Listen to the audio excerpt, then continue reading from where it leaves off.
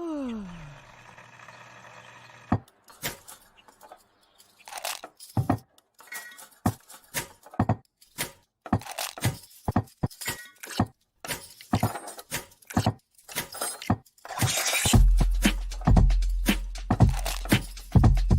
morning.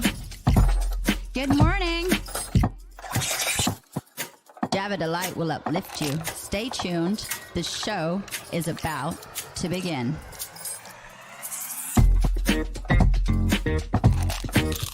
Grab your coffee. Stay tuned. This show is about to begin.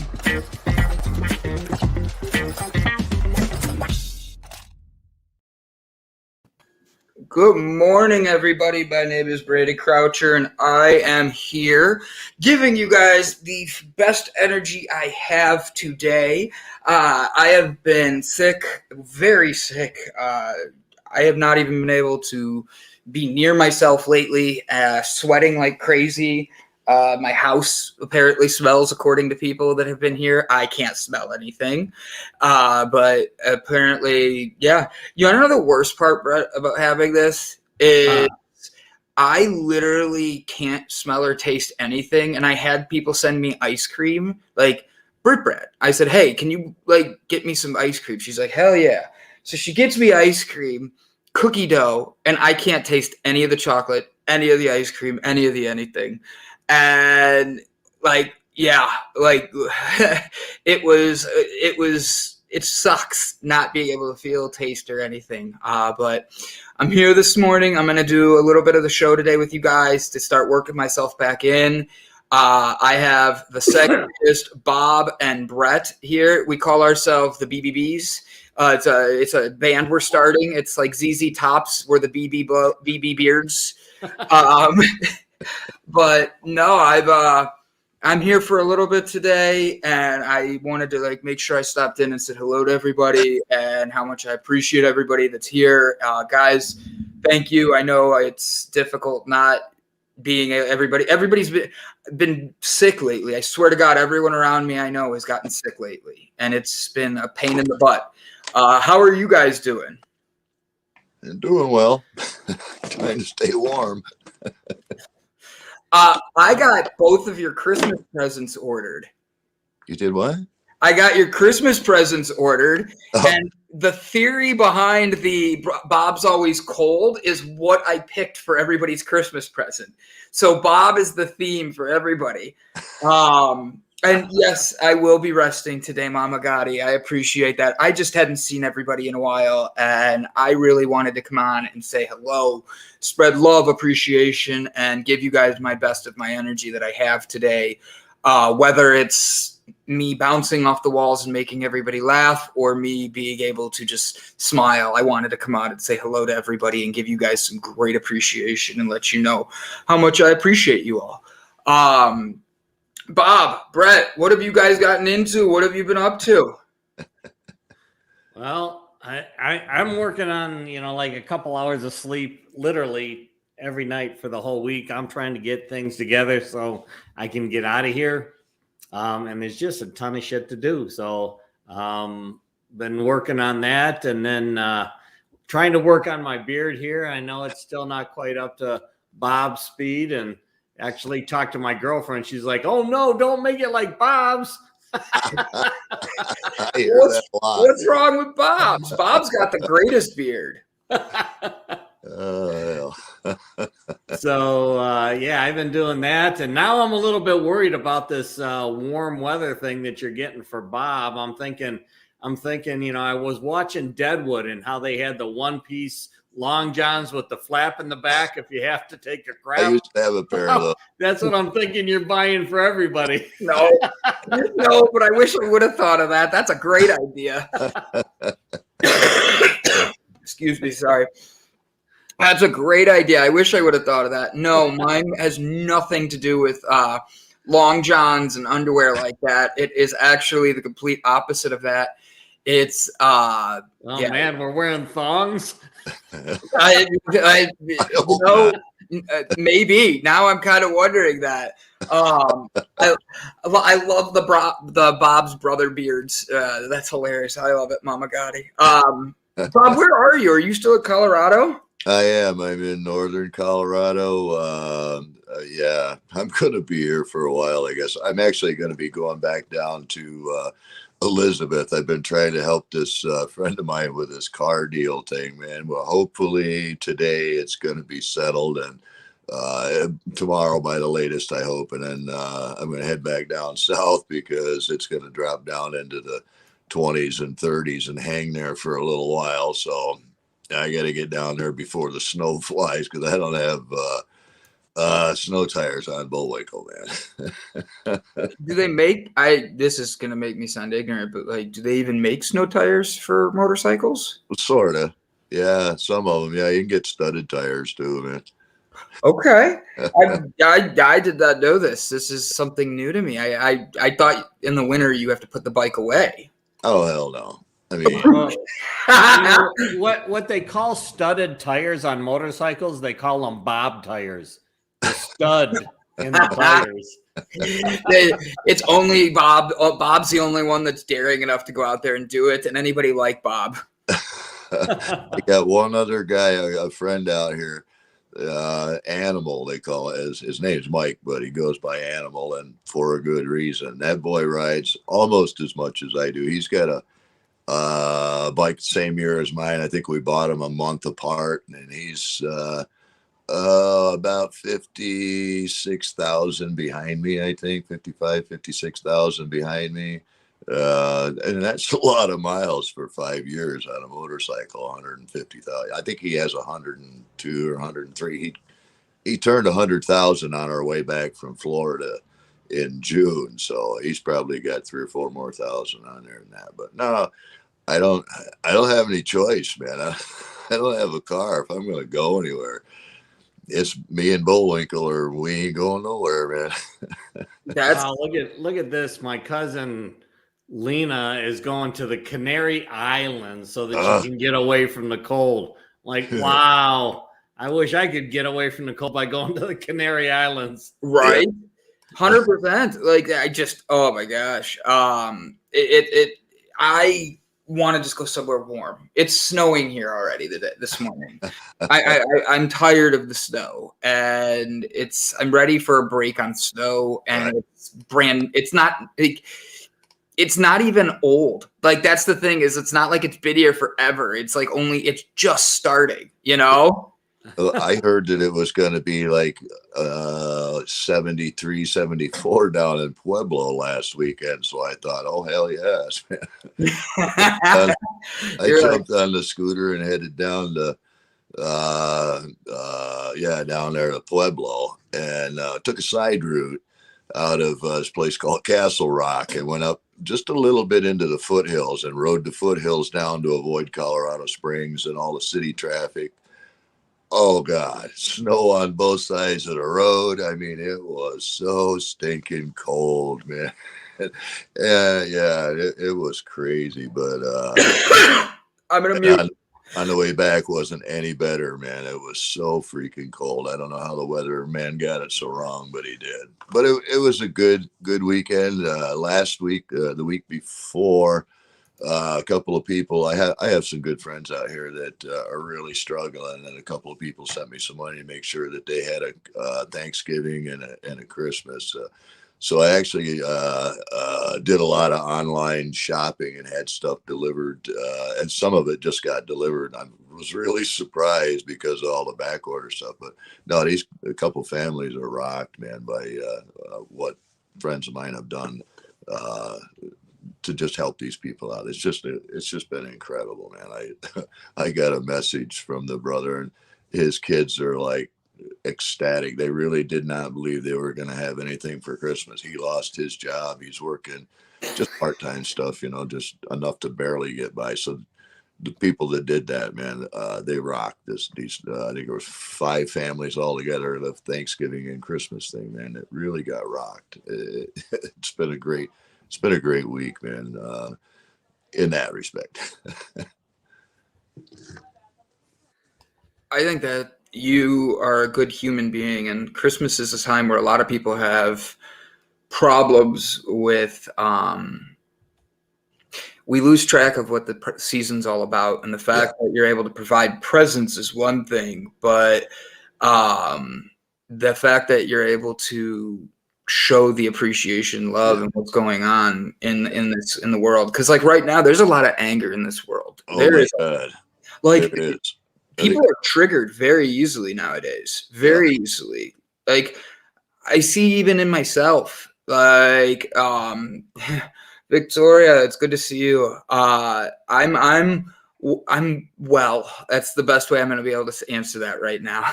I saw the comment. Jaybird's here too. I love you, brother. I haven't seen you in a while. I'm sweating a lot. If you guys want to know that, yeah, that's sexy, and I know it. But like I've seen how easy it is, and it seems like with COVID and Omnigorp and all these other variants, and then you have the vaccines. I don't care if you're pro, anti, anything. It seems like everybody's got something that's triggering them lately, and we're forgetting what love and attention towards one another really is. And when somebody is hurting, it sometimes is hard to see the people that are actually there for you, and the people that are like reaching out, like.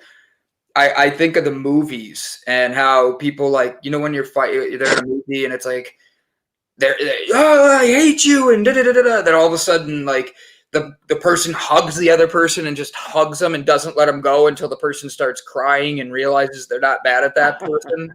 I feel like that's where the whole world's at right now. Is I just want to stop everybody and just squeeze them and give them a big ass fucking hug and say, like, calm down, like take a breath. I went to visit a good friend the other day. He had a really bad motorcycle accident February 2nd last year.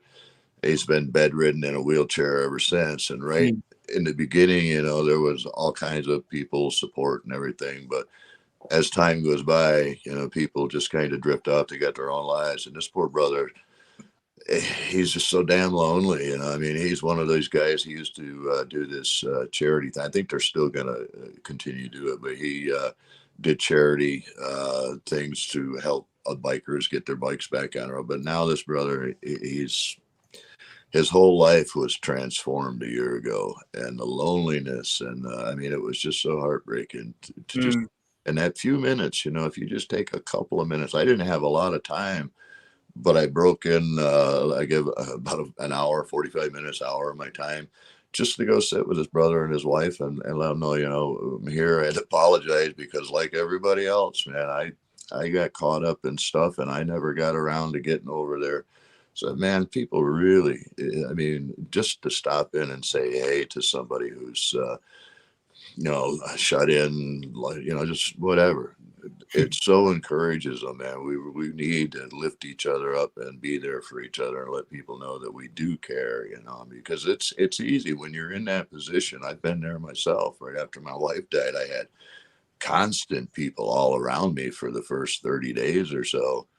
And then it was like one here, one there, maybe a month, maybe, you know, and now it's to the point where I haven't heard from anybody back home in like a couple of years, you know, one or two. And that's just something that I have to be honest is we all support each other in those like when the fire is ablazing, people come a running to help each other. And then when the fire's out and that loneliness sets in and that pain actually starts to set in, that's when it gets really tough. Right. And like for me, I'm going to be asking a question just so you know. For me, when that loneliness sets in, that's when I get depressed. That's when I have a hard time finding myself. It's hard for me to see what's good in me anymore at that point. I don't know about you guys, but how do you guys keep moving in the right direction after a fire burned everything? I'll be right back, guys. I got to run for 1 second. I'll be right back. Okay. You got to pee? Bye, Bob. Go pee, buddy. Right Okay. We both did the same thing. So like, Brett, how do you handle when life comes at you like that? And you're like, I'm being honest, I'm struggling right now. And I feel I'm letting everybody down. I feel I'm letting myself down. And I can't help that I was sick, but like, I'm grateful for everybody that's shown up. But how do you show up for people when you feel like you're letting everybody down? How do you show up for yourself? I think that a lot of times we are much harder on ourselves than others are on us. And like you're saying, I feel like I'm letting you down, but we're not saying the same thing. We're like, get healthy. We understand that you're running through challenges and we're, trying to do what we can. But I think that like what Bob was saying there, and this is also where, the difference is as we're talking about, the different natural energies that we have, the different natural genius, for me, when things like that happen, I actually prefer to pretty much be by myself. Where others that are more blaze energy, they really need people to be around them. So a lot of it's got to do with, where we're coming from naturally and how we're going to deal with it. But I think that it's nice to know that people are out there and they're there for you. And we'll bring Bob back in so that we know that he's there for everybody too. But, it depends on where we're coming from naturally and how we're going to feel. But, we feel more obligated and we tend to be more critical of ourselves than those around us. And then we feel that level of kind of depression that we are creating ourselves because we're projecting, in this case, we're projecting our own feelings on ourselves as opposed to the feelings of others around us that recognize what you're going through, what we're going through. So take it for that. I mean, everybody in the audience has been like just so concerned about Brandon and making sure that Brandon's getting well. I thank you guys. You can see I'm fighting this tooth and nail. I'm here today for. I'm probably only going to last another like 3 minutes, and I am hard on myself. Mama Gotti says, imagine someone you love dearly. If they were in your shoes, how would you love and support and encourage them? Give them that same. That's a great point, and I know that I try to do that, and I sometimes overthink, overdo, and overpush myself. And when I'm at a point now where I'm starting to see that I need to let go of some things and really have my team help me in other ways. And that's where we're stepping up. And I just both of you coughing are going to make me cough. And I've already muted myself. But like, I had to come on today to just say, I love you guys. I'm grateful for everybody here. So, what did you say? Not understandable? No, I said that's understandable. When you said you loved us, I said that's understandable. Oh, that's understandable. I love you guys. So I'm gonna sit back down or lay back down because honestly, I'm exhausted and I wanted to come on, and I promise by next week I'm gonna be a lot more interactive and jumping back on. And I love you guys. I thank you guys. I haven't seen Pensu, and I know we're probably supposed to be picking a movie for tomorrow. Whatever you guys pick, I look forward to watching because I don't have to participate. I could just hit play, and like, if I fall asleep, nobody knows other than my snoring. But I love you guys, and thank you for everything you guys do. I appreciate you all very much. God bless. God bless, guys. Thank you, guys. Well, thanks. Well, now that the boss is out of here, let's have some fun, brother. There you go. Where's that Jack Daniels now? I'm gonna try to move inside because I'm really having issues with this with my volume. I can barely hear, but maybe if I go inside again, I might. But I can hear you. I just have to like really focus my ears, man. So I'm going to walk in the house and see what things look like out there, in there. Wow. Yeah. Well, I'm glad to see everybody out here. I want to just, thank everybody I that. can't hear a damn thing. Hold on. Thank everybody that's chimed in and said, hi to Brandon. I know I talked to him just a few minutes before the show started, and he's definitely struggling, and it's not uncommon. I mean, I don't know if I've had COVID or not, but I know that a number of people that have, and it's usually a 7 to 10 day type thing. And I mean, I've had those things in the past where they linger on like that, and it makes it really challenging to try to do what you want to do because you're just so freaking exhausted as your body's trying to heal itself.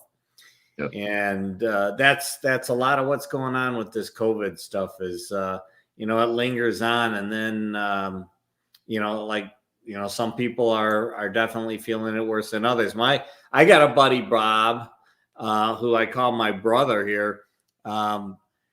Prior to really a month prior to, the whole COVID thing being announced here, he was like down and out for like 2 weeks. I mean, kind of off the radar with something.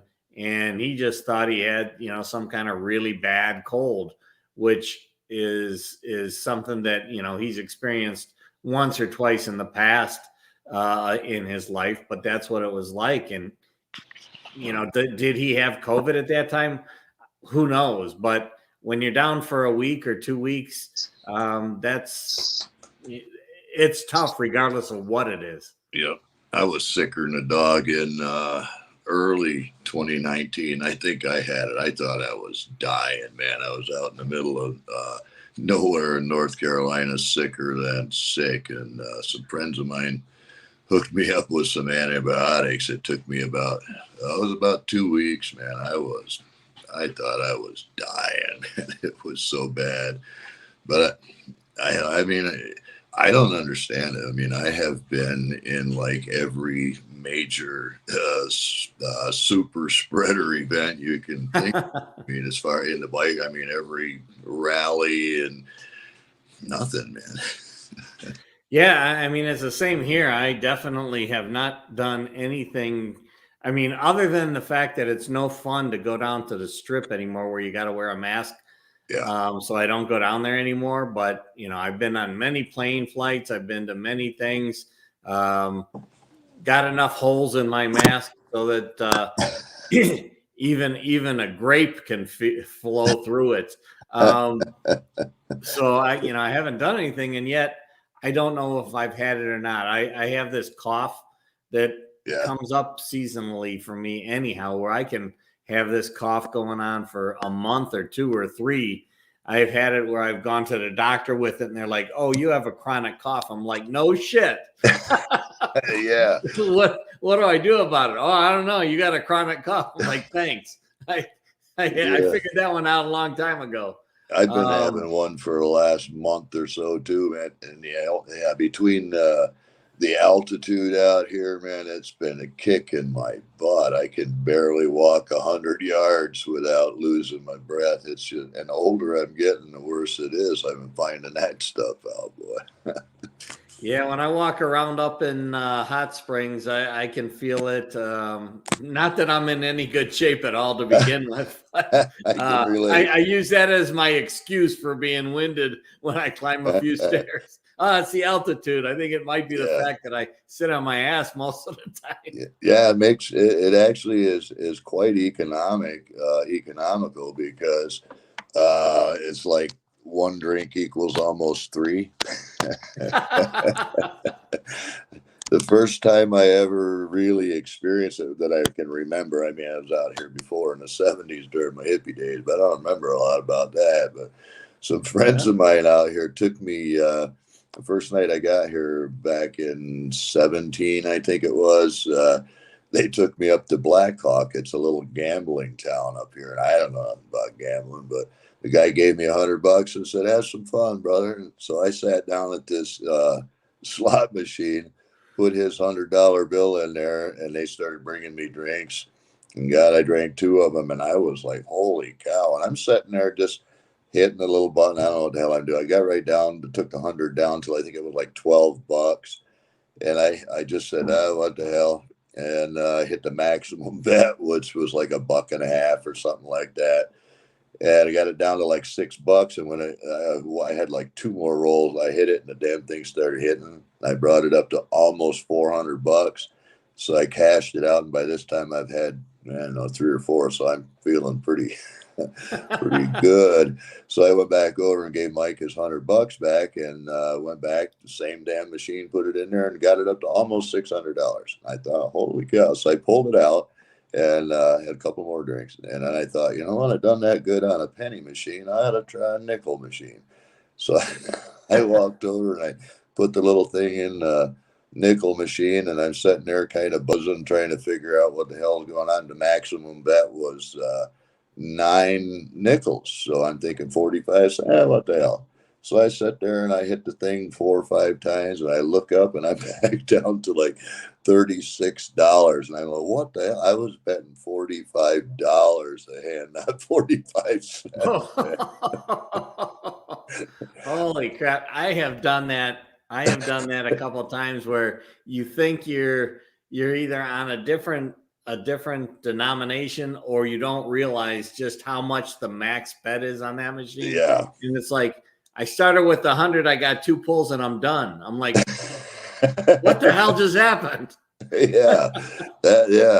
I mean, I walked out of there with like $13 and a hell of a buzz. So I figured I did good, man. Well, in that case, the jackpot was Jack Daniels. Yeah. Actually, it was, man. I see here, Mama Gotti had said something that, her brother-in-law has been in the hospital since September 20th. Oh, wow. And my girlfriend's father, he ended up in the hospital and like in a coma for almost 2 months. Wow. On a ventilator, on a coma, all that stuff. And it's her father, so he was like in his mid 70s. Wow. And then he came out of it, and his recovery out of it has gone tremendously well, considering the fact that literally he was, out of this world for almost 2 months. Wow. So, and he had COVID. I mean, it was COVID. His wife, she had it, but it was almost like nothing. Yeah. And then right now, actually, just a couple of weeks ago, her son had COVID, and it is kind of like what Brandon's experiencing. He was down. He's a construction worker, and he was down and out, and just awake enough to go to the bathroom, maybe eat something, try to drink something, and then go right back to sleep. So it's amazing how different people are affected by this. Yeah, I have a good friend the fact that people have come out of these, hospital comas and stuff like that and come back is pretty amazing as well. I got a good friend over in North Carolina. They diagnosed him with it on Tuesday morning. He had all kinds of complications besides being overweight and emphysema and COPD and diabetes. And they diagnosed him on Tuesday morning and sent him home, and he died Wednesday morning. They didn't do a damn thing for him, man. And then I have 2 friends over in one in Pennsylvania, one in New York, that got the vaccine, developed blood clots, and killed him. Man, it's like, yeah, I ain't playing the game. I'm not. I ain't going for it. Not at all, man. It's like, I'll take my chances. I trust my God more than I trust any damn government or any vaccine or nothing, man. Any business that tells me I got to have a mask, they ain't getting any of my money. I'm just not playing the game, man. Not going to go for it. I'm with you, Bob. And then yesterday I talked to my parents, and well, actually 2 days ago I talked to my parents, and they just got their third shot. Wow. And they're like, we're fine. And I'm like, you're fine now. Okay, that's great. I mean, I appreciate that. And then both of them are like, shit, my dad's 86, my mom's 81. And they're like, I'm already in my 80s. So I'm like, long term, who knows what's going to happen? They're like, who cares long term? I only got so many years left anyhow. So, My dad. Okay. I'm not going to argue. My dad was a real piece of work. Back in New York, I knew all of the cops. My wife and I knew all the cops, or 99% of the cops. So my dad, he was like 89, 88, somewhere around there. And in our little town, it's a sleepy little town. There's a couple of red lights here and there, but there's an underpass that my dad had to take a left at because he didn't want to go downtown. So he sat there, and there's no traffic or nothing. So he just pulls away and takes a left-hand turn, goes about maybe half a block, and the cop pulls him over, walks up to the car, asks my dad for his license and registration. My dad get insurance. My dad gives it to him, and he says, Mr. Seymour, you know why I pulled you over? And my dad says, yeah, probably because I ran that red light back there. And the cop looks at him and says, you ran that red light, Mr. Seymour? And my dad looked at him and said, look, I'm almost 90 years old. I don't know how much time I got left in this world. I didn't want to, there's no traffic, and I didn't want to sit there and waste what little time. The cop laughed at him and gave him his stuff back and said, Mr. Seymour, please don't do that again. And then he calls me and tells me, hey, I just pulled your dad over, man. So I hit my dad up later that day. He was living with me and my wife. And I said, Pop, what the heck you running? He's, I did not. And I was like, Dad, I know the cop that pulled you over, man. He was such a piece of work, man.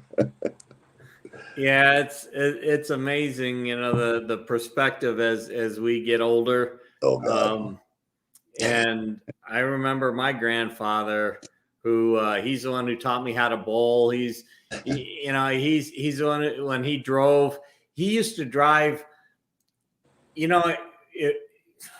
For all of us who have never experienced a car with no power steering, he drove a power steering car the same way that he drove, the cars back the day that didn't have it. So it was like one hand turn, and the other one would hold it while you're doing that. And that's how he drove his power steering car too. But he was never in a hurry. Yeah. Never in a hurry. It was like, we'll get there. Don't worry about it. The time perspective of that, which, now he was born 1903. He made it to be like 92, 93. But the perspective of time as we continue to move into the future, and with this instant gratification and communication like we got going on here, right, regardless of where it is, it's like time has kind of accelerated. Yeah. It's like, a lot of times I'm thinking, because there's a verse of scripture where Jesus says, hey, if it weren't for the God shortening the time, you wouldn't be able to deal with it. And in my mind, I'm thinking, because time's like so fast now, and I'm thinking, man, has God done something with the calendar and the clock that really shortened things, and we don't understand? Because, boy, I mean, it's already December 2020. I mean, God, 2022 is almost here. And I was like, how the hell did this happen? Well, think about it, like in our lifetimes, and even in the younger people's lifetimes that are our followers in the show here, before time definite deliveries, which UPS was starting to develop those back in the mid 1990s. I was working for them at that time, but it used to be, you bought something, if you didn't go to the store and get it, and you bought it from a catalog, you were happy if it showed up at your doorstep 3 weeks later. Yeah. I mean, that was fast. Yeah. And today, if you order it online and you don't get it 2 days, it's not the end of the day today, but by the end of the day tomorrow, you're like freaking out, like this is so freaking slow. Well, that's that whole acceleration of time thing. I remember buying my very first rifle It was a little, I think it was like a Western Field semi-automatic 22. I was 11 years old, and I bought it through Montgomery Ward catalog. I sat by my mailbox every day for like weeks, man, and the mailman would come by and say, sorry, Bobby, ain't got nothing for you today. But the day that it came, man, he handed that box with that rifle out the window of that mailman's car. Oh my God. It was like, it seemed like 2 months, but man, when it finally got there, I was lit right up. Boy, I went out and I shot so many stinking squirrels and stuff, man. It was great. But I was only 11 years old when I did that. And I remember walking into a secondhand store with my dad. I just turned 12, and I bought my first shotgun. It was a pump action 12 gauge JC Higgins that was only about 2 inches shorter than me. I'll never forget walking down the sidewalk carrying that big ass shotgun. I was like 12 years old. Times have changed. We used to bring our guns to school. We had a NRA did a hunter safety thing, and they had a rifle range, or a small caliber rifle range and pistol range in the basement of our school. We bring our shotguns and 22s and stuff on the bus. We'd have to keep them in our locker during the day, but nobody ever shot anybody. They taught us what guns were all about. They taught us safety. They did a good job of teaching us, and nobody ever killed anybody, and we had a good time. But now guns became evil, brother. It's like they got possessed by some damn demon or something that we all need to be saved from, you know. Yeah, I agree. I mean, it's another. Well, I think the whole thing that guns have become is not that the gun has gotten any different, right? It still shoots the same way. Oh There's yeah, still, but it is how people and to a certain degree, it kind of ties into what we were talking about. This instant gratification type thing. And when people get frustrated in today's world, they oftentimes don't know how to deal with that. right, And then, right, if guns are available or knives are right, available or other things, right. you You, get you into start these. you stop teaching kids, the respect for one another, the respect for life, the civics. I mean, we've basically just abandoned our young people. It's just allowing them to get indoctrinated to hate their country, to hate each other because they're different color skin or they're different economic. It's hatred is a learned thing, man, and Yeah. it's that we've been taught that guns are dangerous. I remember a few years ago when kids were getting having cops come in school because one of them chewed his Pop Tart that looked like a gun, point a finger at him, and they bring the cops in to instill fear. They know they can't take our guns away from us, not our generation, but if they can teach our young people to associate punishment with guns, the kids won't want them, and they'll just willingly give up their rights. And I don't. But this indoctrination stuff has got to end, man. We've got to take control of our schools and start teaching love of country, the sanctity of life again.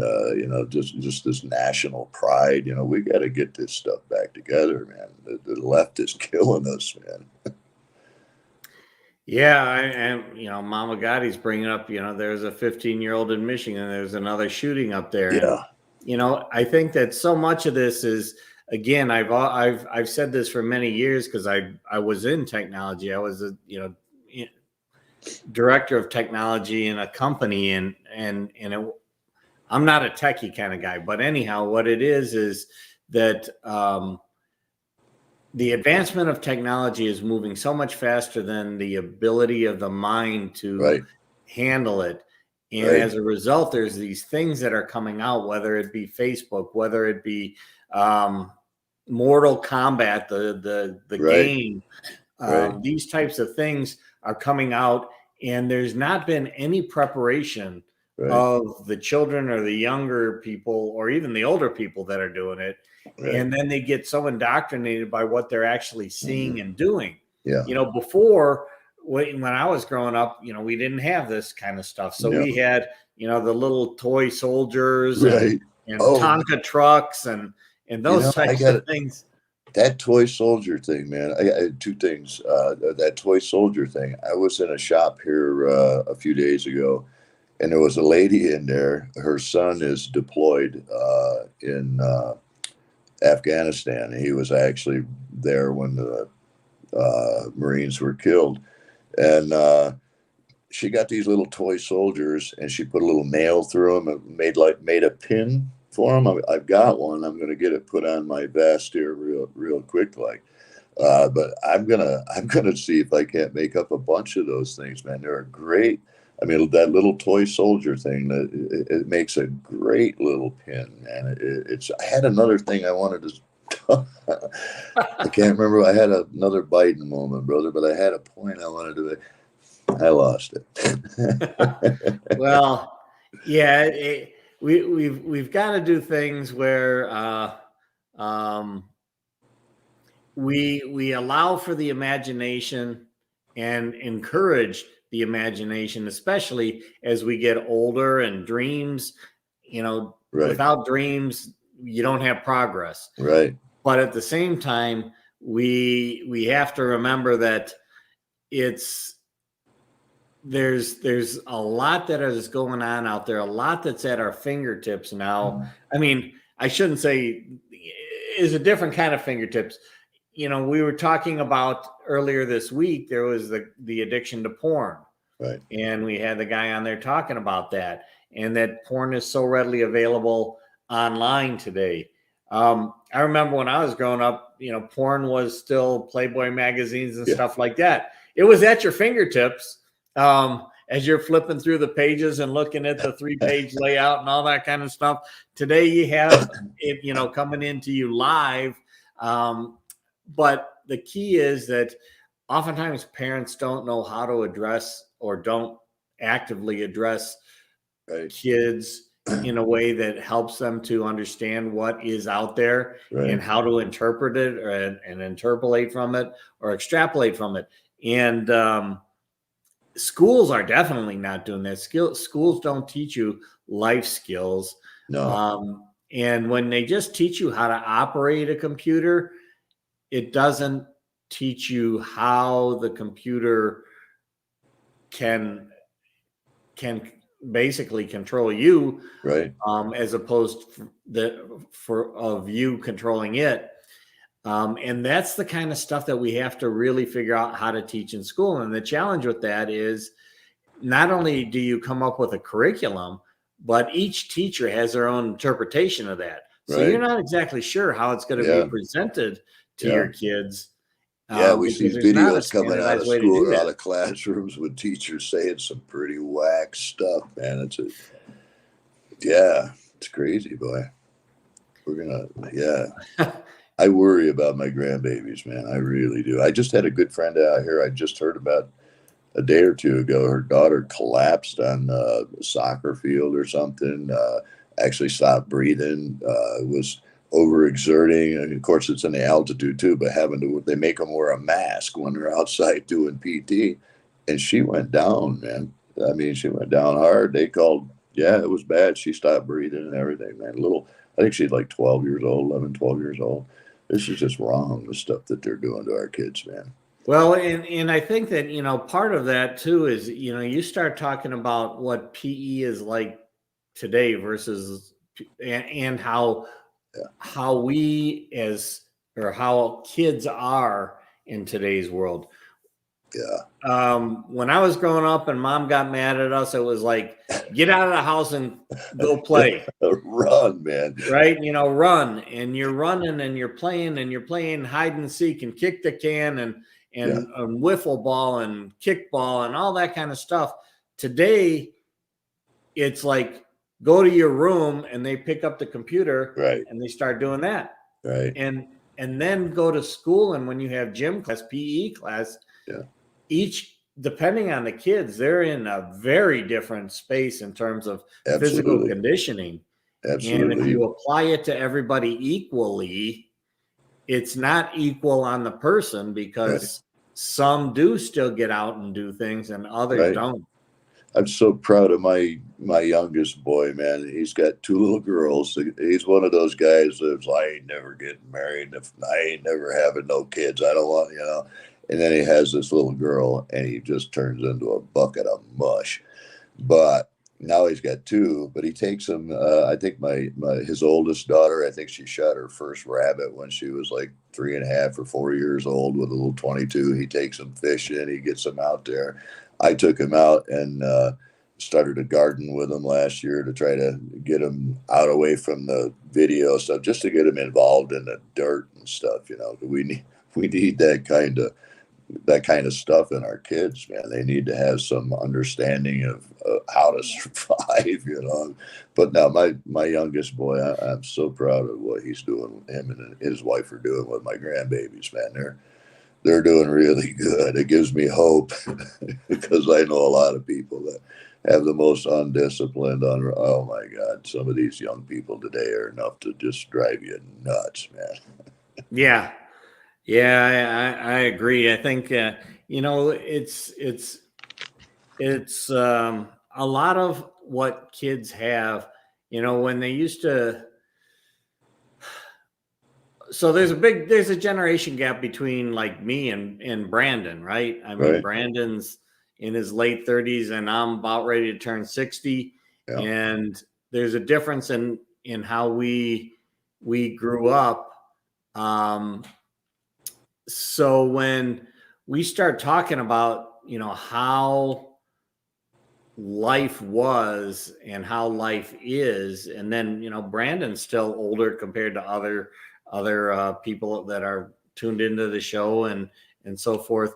It's just really, really different on how perspectives have changed, and that's causing communication gaps between different generations as well, because we're coming from a different perspective, a different learned perspective. Right. And I've been actively trying to take in some shows on TV and trying to get different perspectives of life. Yeah. Because it's not just generations, but it is cultural, and there is a difference between the experiences that different people have had in their childhood, whether it be with the level of income, whether it be black or white, whether it be Catholic or Protestant or Jewish. Those things are differences that we don't know about. I know, because we didn't experience it. I just met several people up here. I took off like 3 weeks or so ago. I just had to get away from stuff, and I wanted to go somewhere where nobody knows me, nobody knows anything about me, nothing. I just wanted to go and get away. So I meet these people, and they're all, my God, I'm old enough to be some of their grandfathers. Hey, you recognize this guy? Oh, hell. Yeah. Yeah. Put him on a motorcycle at 9 years old. Like, good morning, Ren. Yeah, no, but I've been hanging out with this much younger guys, man, and I'm getting perspectives from them that I never really looked at the things that we're discussing from their point of view on things. I mean, I've been able to like understand where they're coming for more, which helps me communicate what I believe is really happening in a way that they're able to understand it. It's been really good. Some of their philosophies of life, you can obviously tell they've been indoctrinated by this socialist crap, And so I've had a chance to sit down with them and tell them, yeah, you know what these guys are doing or trying to do, very noble thing to want everybody to have equality and everybody to have a good life and all that. That's a very noble goal.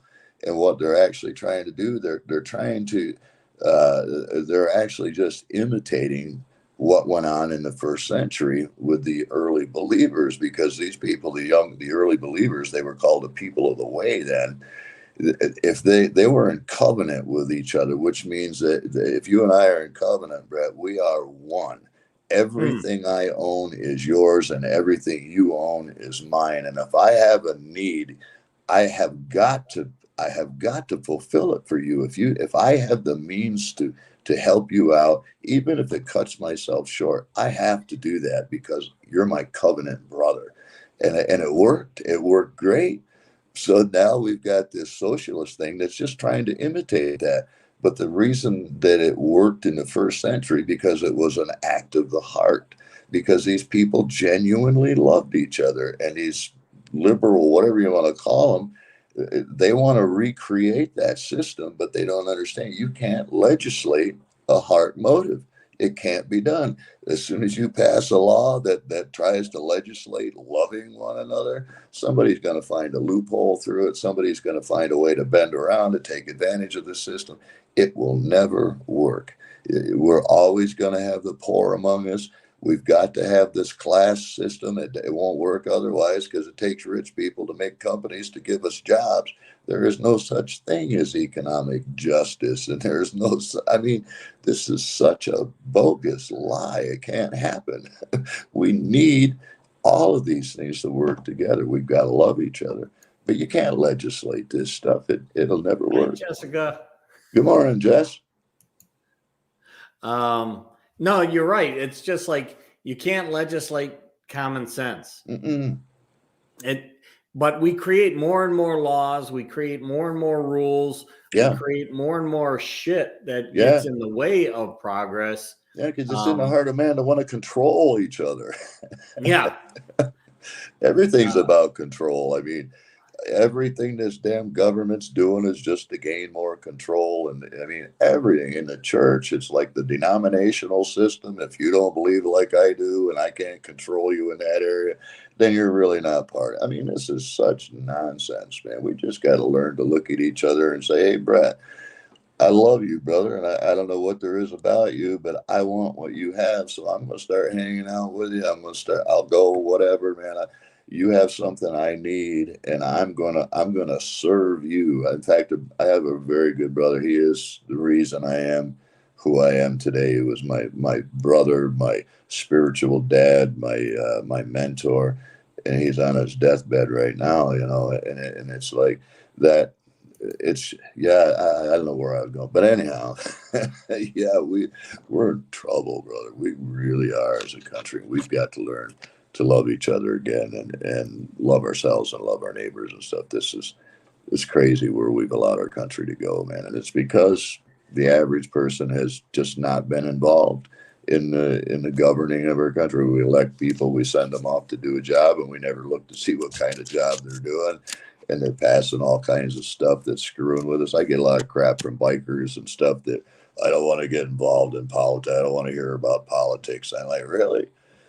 You may not want to be involved with politics, brother, but it's involved with you. Do you like how loud the factory can only make your motorcycle? Do you like the fact that you can't have 8 hangers above your shoulders? Do you like the fact that you have to wear, I mean, all of these things that are restrictions on the things that we love to do is because of politics. And if we don't get involved in these politics, we're going to lose everything. We've got to take part in the governing of our country, man. The school boards, town boards, dog catcher, every aspect of our government we have got to be involved with, because we see the results of not being involved. And the other side of it is, you know, you don't mix politics and religion. That's like taboo. Well, here we are. We ain't mixed politics and religion for 40 years. And what do we got? A weaselly administration that's trying to legislate and regulate us to stinking death, man. We've got to get back to stewarding our country, man, or we're done. We're just done. Yeah, I think that, you know, there's the government is a self-perpetuating Yeah, it's the closest thing to eternal life you're ever masturbation machine on earth as a government program, man. Well, it's one big masturbation machine, really. Oh, it is. I mean, that's all they're doing with each other in order to try to get what they want and make themselves feel good about what they're doing. But it's really not of the people and for the people. It's funny you bring that up, brother. I've had a couple of incidents out here with some church groups. my theology and theirs is like diametrically opposed on some stuff, man. And I don't hold back. I mean, I just because basically in my mind, what's happening, because the church has been such a failure and continues to fail. We got people that meet every week for an hour, and then there's absolutely no impact in the community. My Bible says that 12 men turned the world upside down in the first century because of the commitment to their faith. Today, we got tens of millions of people who claim to be believers and they're in church, but there's no impact. So basically, what it is you've got tens of millions of people, and that's a blanket statement. There are some that are doing really good and all that, and I'm not addressing that. I'm talking the corporate, industrialized church. It's no more than a massive masturbation center, spiritual masturbation. That's all that's taking place. People are getting their ears tickled every Sunday morning. They feel good for a couple of hours, and by Tuesday, they couldn't remember what their preacher said. Had no effect on their life or the people around them. Stuff's got to end. We've got to get serious about loving each other and getting over all of these things that divide us and separate us. And it's just wrong, man. I got to look at you and say, I love you, brother. It doesn't matter what you believe or don't believe. I love you. You're an American. You're my brother. I love you, and I'm going to stand with you. I'm going to try to influence you, but we've just got to get back down to the basics, man, and just start loving each other for who we are. I meet people every day, man. When I look in a lot of these people's eyes, man, I see two people. I see one person in there that genuinely, I mean, the cry of their heart is just to be loved for who they are and to be able to love. But then there's this other person in there that I see that's like this watchdog who's protecting that innocence, that one that wants to be loved and to love freely. But because they've been abused and used and they've been so mistreated and betrayed and everything, that watchdog ain't going to let that love come out because of the fear of being hurt. And man, this is rampant, man. We've got to break this cycle of stuff, man, and really genuinely love the person for who they are, to be able to look beyond their actions, look beyond what they look like. That's part of the reason I got this thing going on here. Because if this is a deterrent to somebody communicating and being my friend because I look like hell, well, I really don't need that person in my life anyway. They're too damn shallow. But we have to get back to where we just genuinely love somebody because they're a fellow human being and they deserve to be loved. They're worthy of our attention. They're worthy of our time. And they're worthy of our love, man. And that's where I'm trying to get my head at and keep it there, where I'm just loving people for who they are, man. It's the only thing that's going to turn things around. Yeah, we're just, what the mass media is doing, and it's being perpetrated or perpetuated by both perpetrated and perpetuated by the government. Yeah. And that is to focus on the differences and to make difference something that's bad. Right. We should actually be focusing on the commonality and recognizing that those differences are actually opportunities to learn. Right. And that's how we learn to know each other, is to, this interaction, the disagreements, and still be disagreeable, to try to understand, why do you believe what you believe? I mean, we have to try to communicate, man. We've got such a communication failure going on in this world, man. Yeah, it's crazy. And like I say, because that's all you see on the news, because they focus on, they everything's got a classification. The same thing goes for mental health too. Yeah. Everything now has got some sort of a name. Right. Well, when you start giving names to things, then people can oftentimes latch onto that name, and that becomes a significance thing in their life. They can say, I have PTSD. Right. I have ADHD. I have XYZD. Right. and they latch onto that, and then they try to bring that in as part of their identity. Right. It's when like that becomes the case, right, then you really have a challenge trying to break free from it. Right. It's like that old cartoon character. I think it's a Looney Tunes thing. The Martian guy, and he picks up. I'm gonna hug him and squeeze him and kiss him and call him George. He's mine. Yeah. I mean, it is. I mean, words are powerful, man, and they influence us. When I'm counseling somebody, praying for people that are afflicted with whatever, every time I hear them say something like my tumor, my cancer, I'm like, no, you're laying hold of that thing. You're taking claim on that. Don't do that. It may seem nonsense to you, but in your mind, man, words are powerful. You need to start saying that tumor or that whatever. It ain't mine, and I don't want it, and start speaking, because there's a huge. I'm a very spiritual type guy. I believe in the power of prayer and all that stuff, and I know there's a difference between facts and truth. Facts constantly change. I mean, you and I sitting here talking right now, it's not true. It's fact, because it's going to change.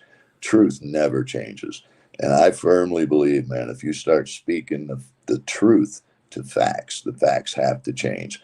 I mean, I believe that with everything that's in me. I believe in covering all the bases. Like, if I break my finger, first thing I'm going to be doing is grabbing on that damn thing and praying, and then I'm going to be heading off to the hospital. I'm going to hope the damn thing's healed before I get there.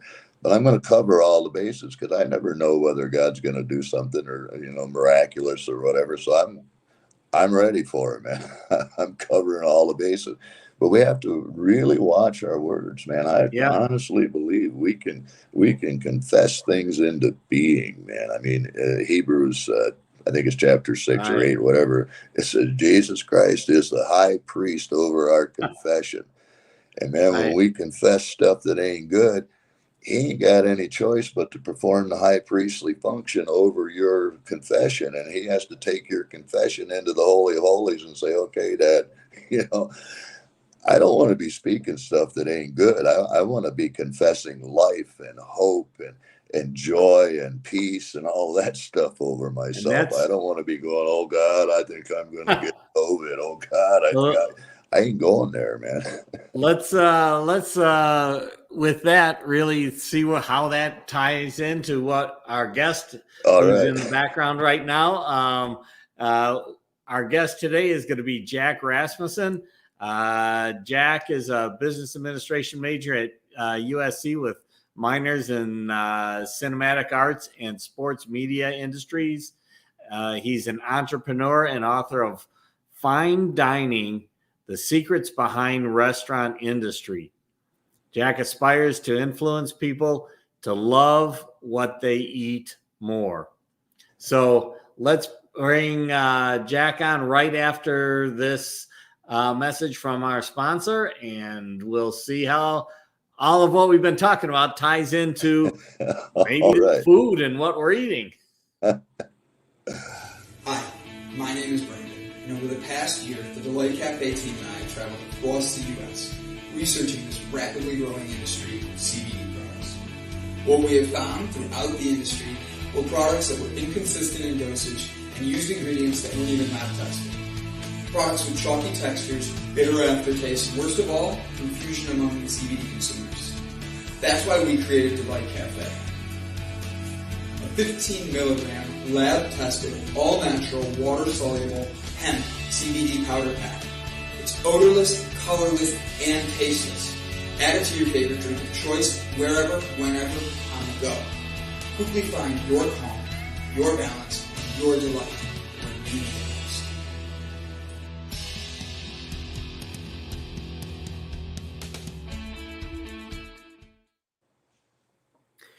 Well, welcome, Jack. Hi, Jack. Thanks for having me. I appreciate it. How are you guys today? Doing well. Doing well. We were talking about Jack Daniels earlier today, so Jack Rasmussen ties right into the show. Yeah. I switched to Crown, brother. Yeah, drinking Crown now. Nice. How's the show been going so far? Doing good. Actually, my camera is actually leaning up against my Crown. a.m. and you're having some drinks at 8 a.m. Never too early, I guess. Crown of No, if coffee. you got to ask what time it is before you start drinking, brother, you're an amateur. There you go. I got my coffee, so. All right. All right. So Jack, see that are you still then at USC? I am, yeah. So I'm a senior now at USC. As you said, I study business administration and I'm double minor in cinematic arts and sports media industries. So I have 2 minors and I'm getting a certificate in entrepreneurship. So my emphasis in my business degree is entrepreneurship and innovation. So I'm taking a lot of entrepreneurship classes and I just kind of decided to write a book um, in the middle of it because I really love food. And so I started interviewing chefs. And last year, actually, I took some classes at Stanford University in Northern California about entrepreneurship. And so I learned a lot of different theories, specifically the lean startup model from Steve Blank. And I wanted to kind of incorporate that and food into this book. So this book kind of marries those 2 ideas. So I'm really excited. I finished a full manuscript and my publisher is New Degree Press. So it's going to be out in the springtime in May, but it's on pre-order right now. So I would really appreciate if anyone watching would go over to Indiegogo. It's on Indiegogo right now, the pre-order. So it would mean a lot if you purchased it. Indiegogo? Yeah, Indiegogo. So if you go on Indiegogo and you search the title of my book, Fine Dining: The Secrets Behind the Restaurant Industry, it should pop up. And there you can pre-order it. There's several different perks. You can actually help me choose my cover. You get an invitation to my launch party, which will probably be in Hollywood in the spring. And there's several different perks. So yeah, check it out. Awesome. So as you were interviewing the chefs, Yeah. did you find that there was like certain things that were in common between the chefs, as opposed, like their love for what they do, or their motivation for what they do, and did you see any differences between chefs and the types of food that they actually prepare? Yeah, that's a really good question. I think from all the chefs I interviewed, a very kind of the common denominator I found is they're very driven, passionate people, and they really love what they do and they love their concept. One guy who I met in Palo Alto, one of the favorite people I interviewed, he basically came to the United States with nothing and wound up in jail for being obviously he was not a citizen, so he went to jail. Basically his life, he shouldn't have really been anything. I mean, he had no resources, no funds, and when he got out of jail, he decided to go into the restaurant industry, and he learned so much, and then he just decided to open up his own restaurant. So it was just a story of persistence, and I think a lot of restaurant owners have that same story where they kind of are going into the unknown and they don't know if it's going to be successful. They just have this strong belief in themselves and strong confidence, and they want to put their idea into the world. So I would say between all of them, I think just persistence, a driven attitude, a love for their business and their craft. What's different, I think, is some people emphasize different aspects of the business. A very important part of the restaurant industry is the service. I mean, it is in the hospitality. It's basically in the hospitality business. And so you need to really have good service. And so a lot of owners, when they're not the chef as well, because there's a lot of people who are both the head chef and the owner. But when the owner is not the head chef, they are largely focused on the service of the restaurant. How are customers being treated? How can I treat customers better?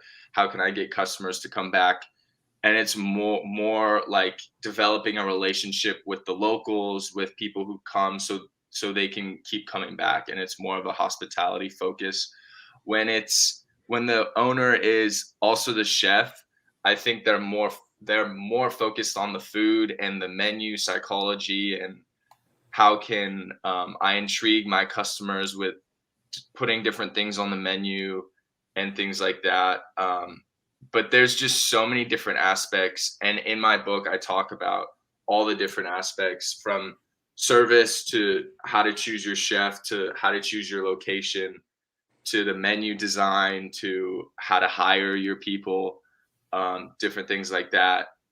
So yeah, I think it just depends, but it's a really, really hard industry because you have to juggle so many things. And I think especially during the pandemic, it was really hard because everyone was strapped for cash. So a lot of restaurants had to close.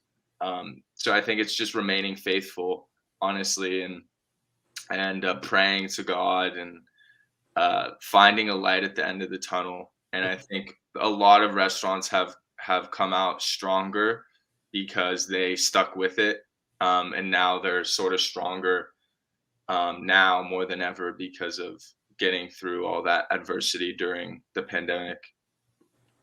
Yeah, I think that along with that is there's been such a an upsurge in terms of things like Uber Eats and Yeah. delivery services, and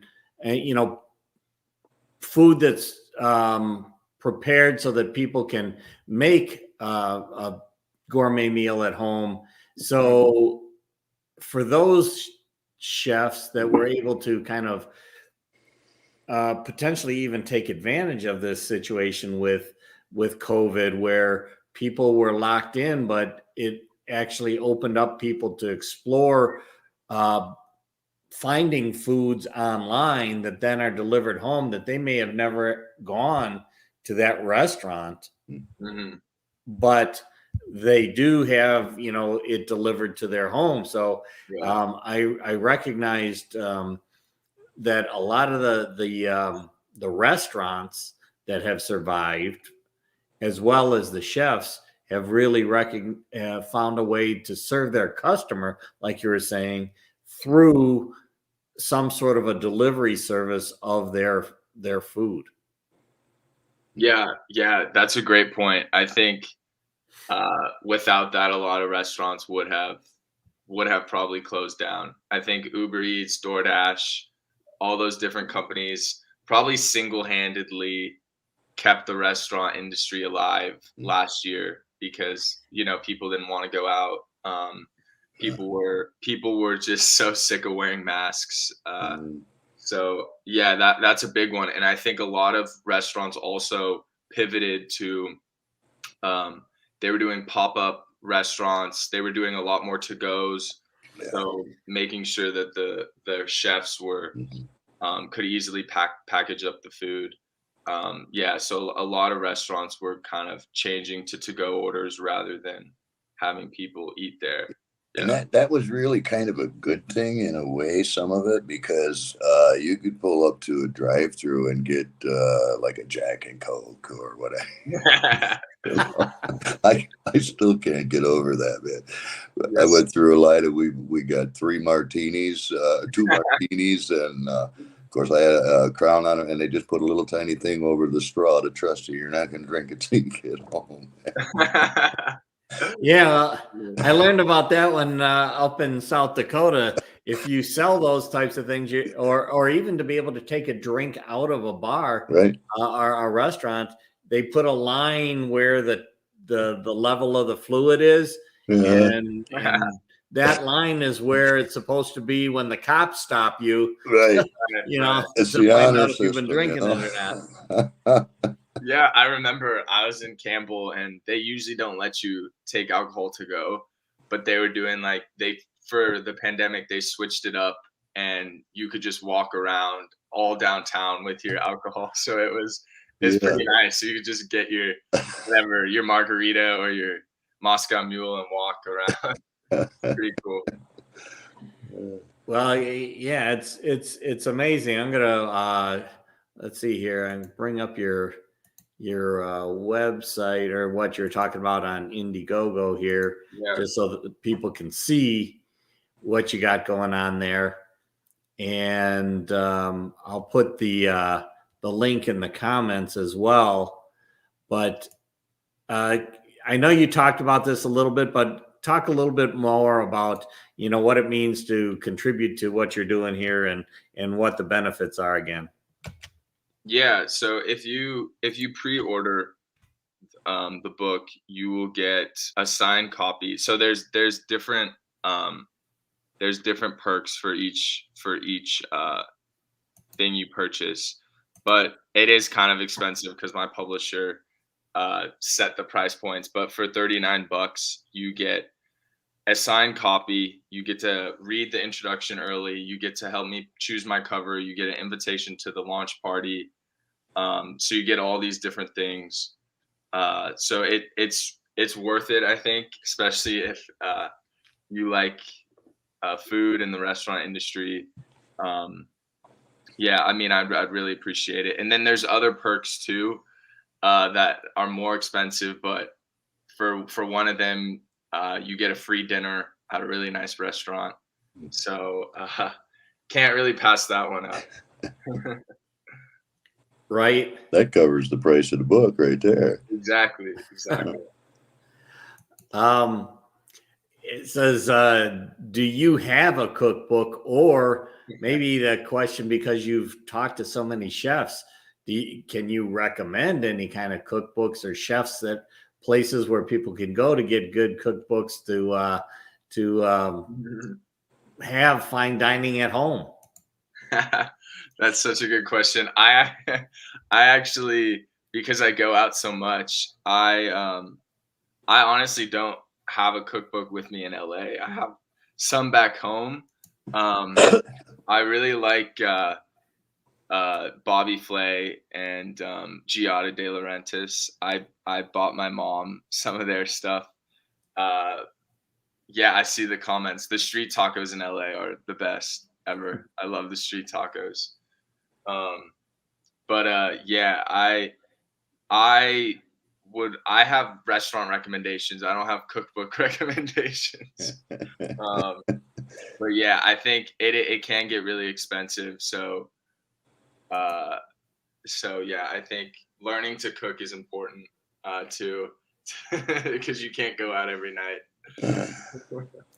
After my wife died, man, I'm just not domesticated at all. I mean, I really have issues inside the house. I was banned from the kitchen and stuff. But after she died, I went to Walmart, I think, with 2 grocery carts, and I filled them suckers up with TV dinners and pot pies. That was the extent of my cooking for like months, man. No dishes. I bought plastic silverware. I'm not a cook. So, the book is entitled Fine Dining, The Secret Behind the Food Industry. Without giving away too much of the secret, talk a little bit more about what you discovered as kind of, the driver. Is that what we were just talking about in terms of where the chefs are coming from? Or is there some other interesting things that you found out about the food industry? Yeah, I found out a lot of things. I think the main thing, I mean, I always think about, when I think about restaurants, I think about food. So like, I think one of the most interesting things to me was how much they have to think about, the business aspect of it, their marketing, the menu psychology. And I haven't really thought about, menus, and they really have to think about, okay, how many dishes do I put on this menu? Because you have to think about the cost, what's your most popular dish? What are people going to buy?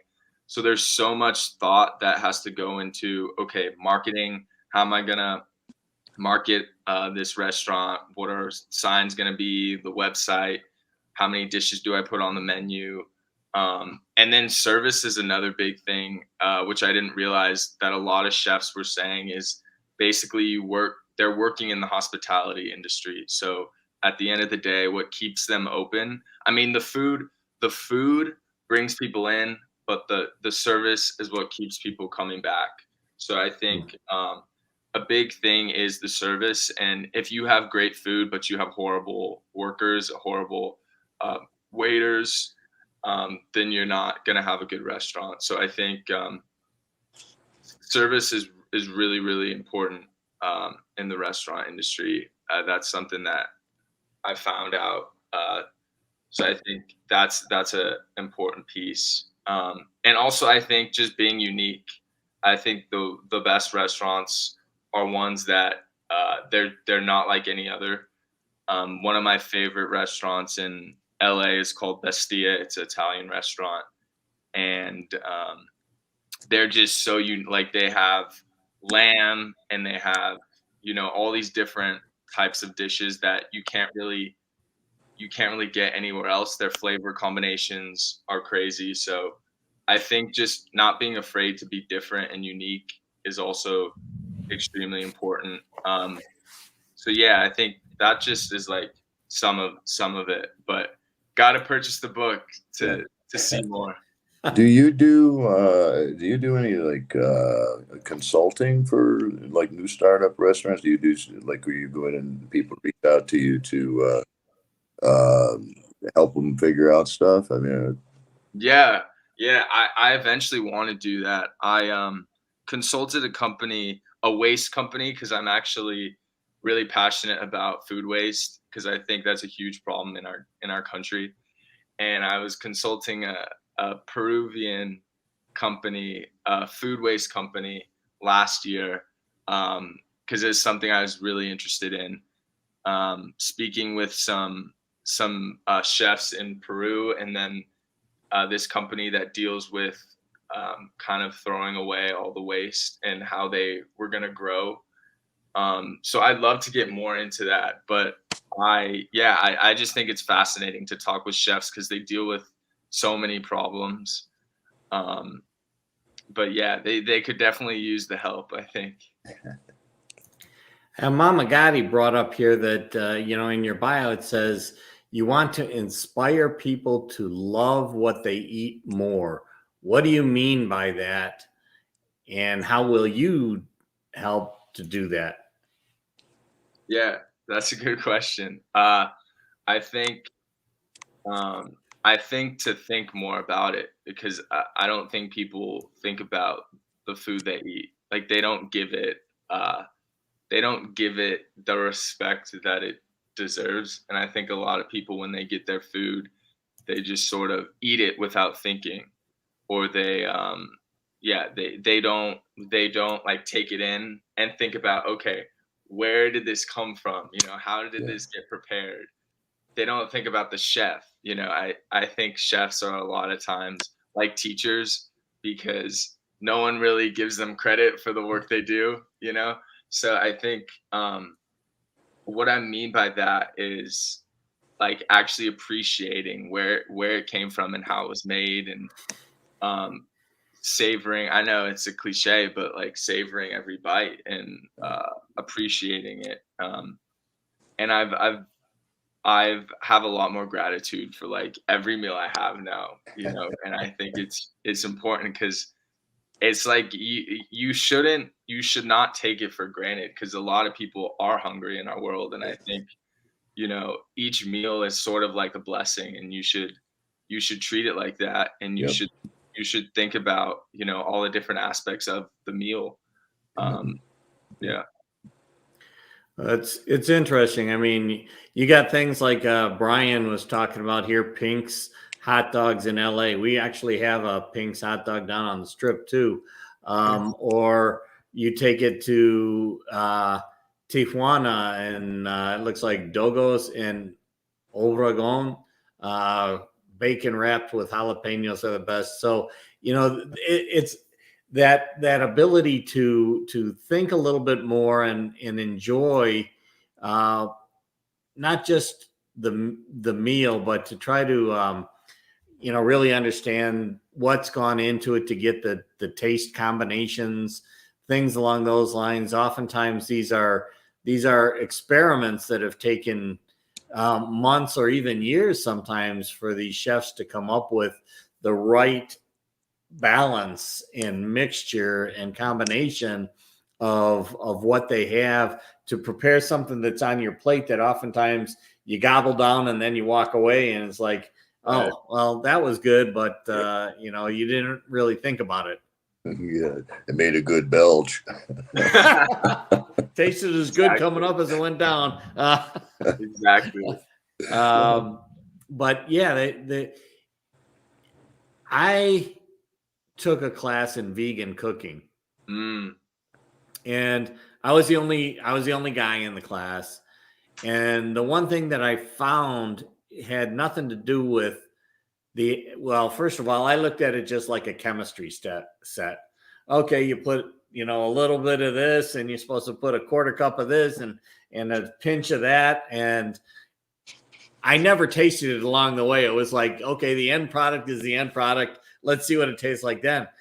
I watched the other people in the class, and again, most of them they all were women, and they were oftentimes cooking for their families. And it wasn't that they were mixing things together. They were tasting it along the way. But the critical thing was they were in the back of their mind. It was the love of the people they were preparing it for that made the big difference. For me, it was mechanical. For them, it was emotional. And I think that that's a huge, huge difference between, say a cook and a chef. Oftentimes is what's going on behind the scenes in their mind, because the energy of that, the frequency of how they're feeling as they're preparing the food, the intent of what they're trying to do with the food is what really makes a difference. Yeah, that's a great point. I think chefs are thinking about pleasing, the people that are there, and they live for that satisfaction that people get when they eat their food. And I think that's what they want to see. But like I said, they're in the back, so it's like they don't get to speak to the people who eat their food a lot of the time. So it's kind of a thankless job when you're just behind the scenes cooking and you're not serving your own food. I always wondered, like, what if there was some restaurants where the chef just cooked and then they also brought out their food. I think that would be kind of interesting, so you could see who is actually making your food. I think that'd be an interesting concept to do. Yeah, and I think you were just kind of talking about this one, how does the chef connect with their customers? And, sometimes when the chef is also the cook, they don't get an opportunity to get out there and really talk and get the feedback. And that's where I think Shauna, being a server and bending over backwards to take care of the guests, is also kind of, as I come from a logistics background, it's like the servers are the last mile delivery service. They are the face of the chef oftentimes to the ultimate consumer. And as you had mentioned, service is critical. Chefs are recognized that it's not just the food, it's the plating. It's not just the plating, it's the delivery of the plate to the customer. So it's an ecosystem, really, it sounds like, of chef to server to customer, with a feedback loop that is also based on the server getting back to the chef if the chef doesn't get out into the crowd. Yeah, that's so true. And they all have to be working together. It's like a train. That's why it's so important to hire people who are very flexible, because I talk with a lot of people that there's just so many potential problems that can happen behind the scenes where people get angry or mad and just start yelling at one another, and there can be a really nasty kind of toxic atmosphere in restaurants because the chef has to be on the same page with the waiters, and the waiters have to be on the same page with, the hostess, and it could just get totally chaotic. So I think it's important to be flexible and kind of work with the people around you. It can be really, really difficult, like you said. And I think a chef can connect with their customers. I mean, if they're on a break, they could come out and meet people. A lot of chefs are the owners too, so they're sort of the face of the restaurant. So a lot of people do know them. But yeah, I think it just takes initiative on their part. Now, I get two questions for you. First, do you like to cook yourself? And you love food so much. Did you play with your food as a kid and get scolded a lot?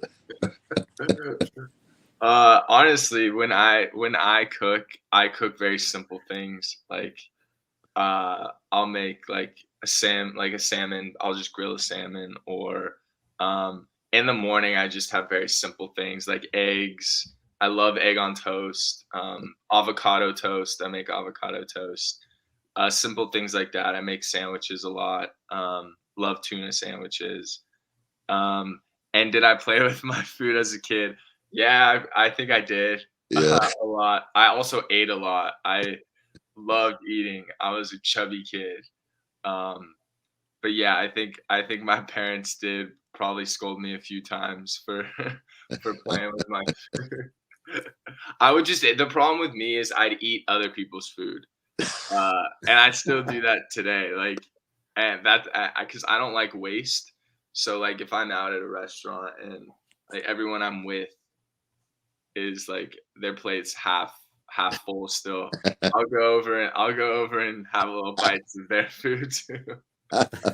I used to screw with my wife, man. And, after the kids grew, her and I would just eat dinner on the couch, and I'd always steal shit off her plate when I was done. And one night she had French fries or something, and she was poised, ready for me to make the snatch, and she had a hold on her plate. So I just went like that real quick. She threw that plate all the way across the room. Playing with food's fun, man. Yeah, it's funny. As opposed to me, who my never six pack has now grown into more than a keg. My dad never gains weight when he eats, and when we were kids, and even today at 86 years old, the grandkids know him as the human garbage can. So anything that's left on their plates, it's like, give it to Grandpa. Grandpa will eat it. Grandpa eats everything. Yeah, that cereal commercial, Mikey will eat it. Yeah, exactly. And that's exactly how things go. And I know the show actually, Jack, goes until the top of the hour. So if you've got a place that you need to go, let me know. Otherwise, we go to the top of the hour. Okay, yeah. I just have a meeting at with my advisor at 8:40. But okay. Well, with that, then just a quick thing, since you're actually talking about your advisor. What got you into USC, and what has kind of directed you to have this major in business administration, but then looking at cinematic arts and sports media? Yeah, good question. So I wanted to have the general aspect of kind of business and knowing how to do behind the scenes work like accounting and marketing and finance and things like that. So I wanted to have that degree under my belt. But I've always been sort of a creative person, always been into the arts. I would draw a lot as a kid. And also I loved movies. So I always kind of wanted to get into the movie industry. And so at USC, obviously they have the best cinematic arts school. So I was like, I'm going to take advantage of that. So got a minor in that. And also I played 4 sports in high school, loved playing sports. And it's a dream of mine to be, you know, an anchor on ESPN, something like that, or a broadcaster. So I was like, okay, I'm going to grab another minor in Annenberg, the journalism communication school here. So I have 2 minors in each of those to kind of fulfill my passions in like the creative side of things. So yeah, that's kind of how I ended up at USC. Is just they have so many good quality schools that I could take advantage of. So I didn't want to pass it up. All right. Well, in order to give you a little bit of time to get onto that meeting, usually what we do at the end of our show, and we will later on, but since you're going to be departing a little earlier, we'd like to give, you know, kind of some parting words to our audience in terms of, you know, something that is based on, you know, positivity, or, you know, tying positivity to what you've done either in school, in life, in writing your book, something, just kind of a parting comment that people can take into their heart, maybe more than into their mind. Yeah. I would say a phrase that I learned this year from one of my good friends. He's a football coach that actually passed away. His name's Greg Knapp. And his motto was all gas, no brake. And I actually have a thing from him that he gave me. And I use that slogan a lot. I think it's helped me in my life. My family's gone through a lot of mental health issues this year. And I've had to be a light in my family. And that's been sort of my motto, to just get through the obstacles, stay positive, be a light, because there's always going to be a light at the end of the tunnel. So I think just keep moving forward. Don't let negativity get to you. Don't let people, hate bring you down. Just keep going and being yourself and be authentic, because, you know, there's always going to be time to celebrate and things to celebrate and people to celebrate with. So all gas, no brake. Awesome. Well, thank you so much for being on the show, Jack. I know that you got some other things that you got to take care of here. We got your website, the Indiegogo, out there, and I think people got a chance to hear a little bit more about you. So hopefully they'll go there and help to contribute to your future. I appreciate it. Thank you, Brett and Bob. Thanks for having me on. I really appreciate it. God bless, man. All right. Take care. Bye. Goodbye. Hey, I'm sorry about looking up some. I'm having real issues with my mic, man, and I tried to pull up on the TV's YouTube so I could follow along with comments and stuff. So you were. Well, here I just thought you were looking up toward God for, you know, him to come down with all the information that you're going to feed to us. You know, it's interesting. He said, "All gas, no brake." In the Air Force, we used to say something that was similar, but maybe not quite the same meaning. And that was all thrust and no vector, meaning I'm moving fast, but I'm not exactly sure where I'm going. The story of my life, brother. Yeah. And I think that's a big thing that's common about what we were talking about earlier, and maybe ties into kind of what Jack was talking about. But, you know, in today's world, things are going so fast, but we don't exactly know where we're going. We don't have a plan. We don't have a destination. Yeah. So when we're going fast, you know, we're getting somewhere, but we don't know where. Right. You know, and that's confusing. I go back to the scriptures on that, man. King Solomon said, where there's no vision, a people perish. And again, I think it was Hosea, he said, my people are destroyed for a lack of knowledge, man. And this whole ignorance, and a lot of it's willful ignorance out there, it's just being perpetuated, and people are, our country's perishing. I mean, perishing doesn't mean you're just boom dead. It's a slow, decaying, rotting process that happens so slow you really don't know what's happening sometimes. But man, we need vision individually and corporately as a nation. We need leaders who have vision and purpose. And if we don't have that, man, we're screwed, because we will perish without a vision, man. You know, I think there's a lot of that going on in the world today. Mm-hmm. And at the same time, there's certain countries that are taking advantage of the fact that other countries don't have that consistent direction. Absolutely. So, you know, I'm specifically talking about China and Russia, which right now have leaders in place that are basically there for life. Yeah.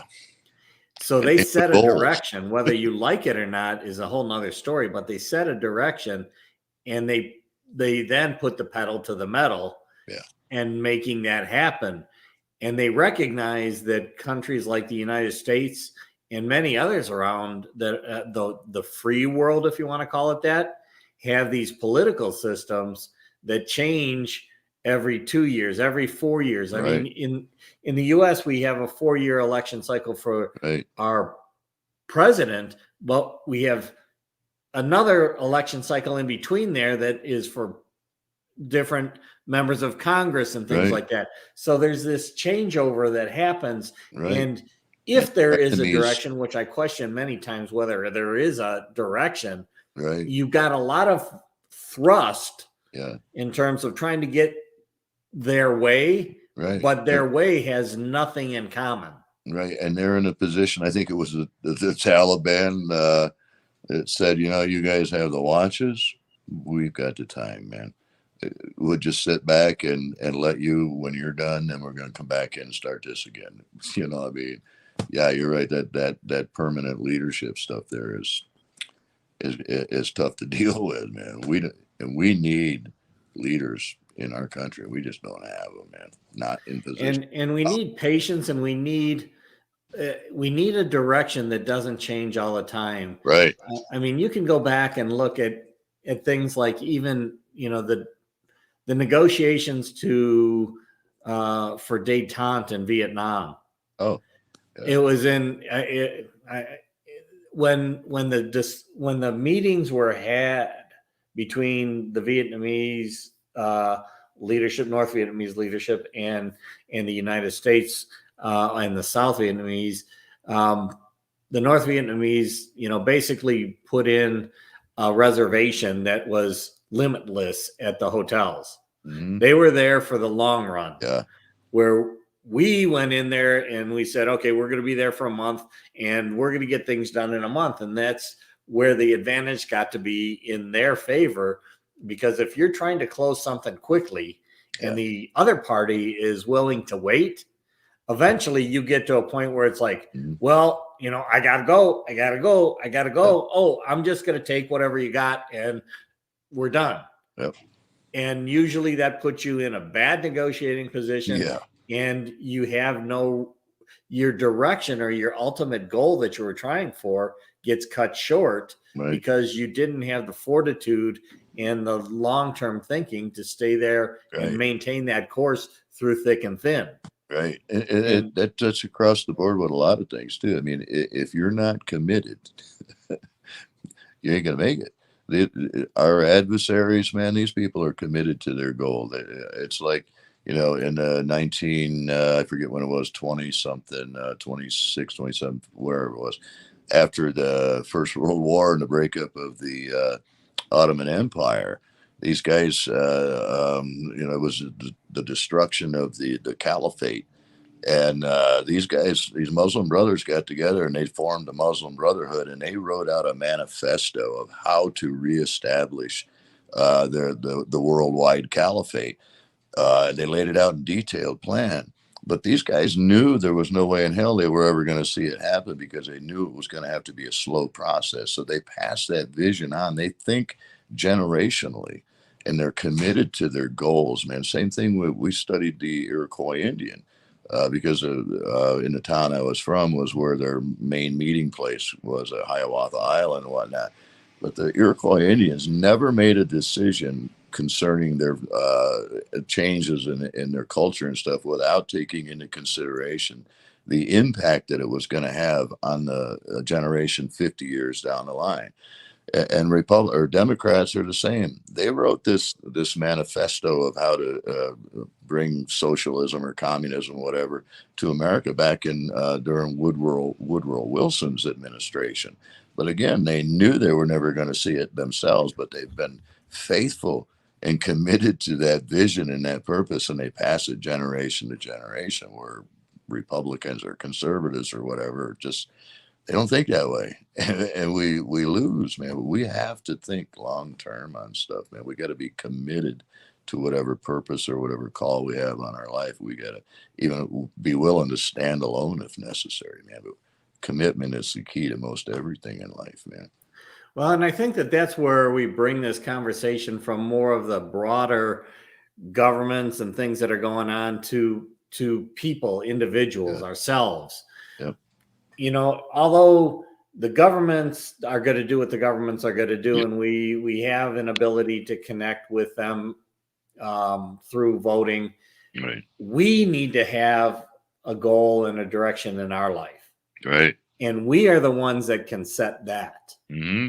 Regardless of what that noise is that's going around us, if we have a direction and we have a vision and we have a dream, we can continue to pursue that. It may take a different course, right, as things change around, the noise changes around us, right, but that direction or that the end state is still there. Right. So I think that, you know, with Delight, you know, Java Delight and things, one of the challenges is, you know, with mental health, oftentimes is there's so much confusion, intent that has been created by the media and things like that, that we get caught up in that. Right. Right. And then we get frustrated, and then we possibly get depressed, and then we have challenges in our life, and we have challenges in the relationships, and we look at the division as opposed to what's in common and things like that. Right. So I know with that type of a thing, Bob, you're really good at how you connect with people that are having some challenges coping with the many different things going on in their life. How do you kind of talk them through certain things like that? Each case is like individual, but I just anybody that comes to me for counsel, right off the bat, they've got to know my bottom line on things, where I draw my inspiration, my philosophy of life, my theology. I go right to the Word of God. I take it very literally. So if somebody comes to me for counsel, now I don't like preaching at people. Nothing bothers me more. When I look at the life of Jesus, like, I mean, he didn't go up to the sermon to do the Sermon on the Mount, you know, and pull out a pulpit, tell everybody, go ahead, sit down, pull out your Bible and open to whatever. When he was with fishermen, he talked about fishing.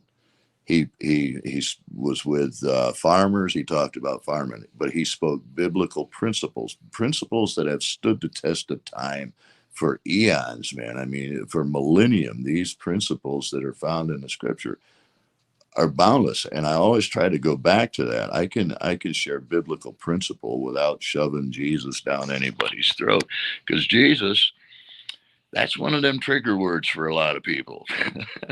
And that's like mentioning Donald Trump that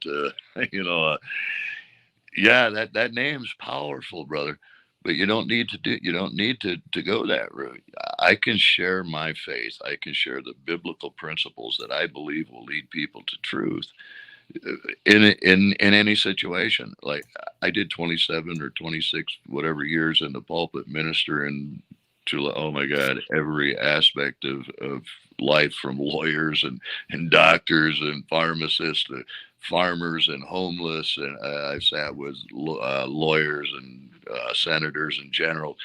But all of those things, they taught me how to relate to different people and to be able to understand and speak principle into them, because it's those principles that will lead them to the truth that will set them free, man. So I just I just go individually, go in and listen to what's going on in my head.